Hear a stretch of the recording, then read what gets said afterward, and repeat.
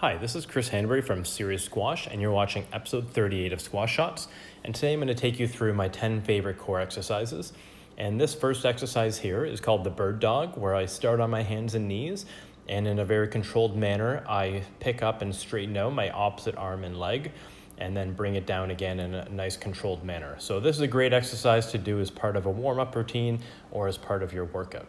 In exercise number 2 here, I'm doing the bear crawl. I am balancing a ball on my back as I do this, really to give myself some feedback about how engaged my core is and how flat my back is. I'm inching forwards with my opposite foot and my opposite arm. Make sure when you're doing this that when you move forwards or backwards, you're actually picking your hand or your foot off the floor and not just sliding it around. So you're actually getting that stability and instability as you pick up your limbs, and make sure to keep those knees slightly bent. In exercise number 3 here, it's called Stir the Pot. I'm doing a plank on top of a Swiss ball and then doing some small circles. I often do this in my workout where I actually spell out the alphabet. There's an exercise I learned from one of my trainers back in Canada, and it's a great exercise. It really engages that core because of the instability of that Swiss ball. In exercise number 4 here, this is the side bridge, which is one of Dr. McGill's 3 main core exercises for maintaining back health. So if you have any troubles with your back, a lot of times it's going to be related to your lack of core strength. So Google Dr. McGill if you'd like to check out his 3 exercises. In exercise number 5 here, I'm holding a medicine ball straight up, and by doing that, my whole core is very engaged as I'm moving my feet here. And you could do this with a dumbbell or a barbell, and you get the same effect.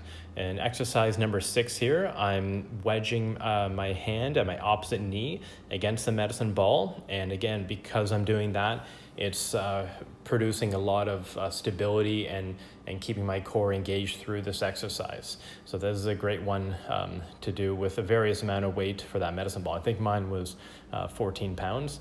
And here in exercise number 7, I'm in a plank, and I have a kettlebell that's 20 pounds, I believe, and I'm just going in and picking it up with my furthest arm and then bringing it back to the other side of me.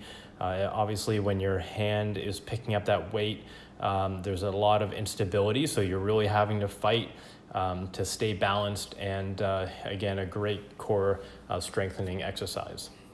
In exercise number 8 here, I'm doing some medicine ball slams. I'm trying to think about staying nice and upright. I'm trying to think about creating and producing power with my core through these exercises.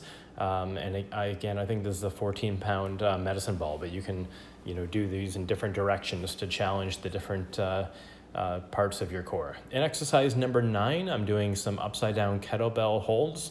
So an isometric exercise, but just because this kettlebell is upside down, it's also really challenging my right shoulder there as well. And in the last exercise, I'm doing some kettlebell carries. So you can do this with the kettlebell upside down, or I'm doing it just holding it regularly in 3 stations, kind of up over my head and here tucked in by my shoulder, and then down by my side like a suitcase carry. And this is an exercise that I would do quite often. I believe this kettlebell is 35 pounds, but we all know if your core strength is better, you're going to hit better shots in squash, you're going to be more stable, you're going to create more power.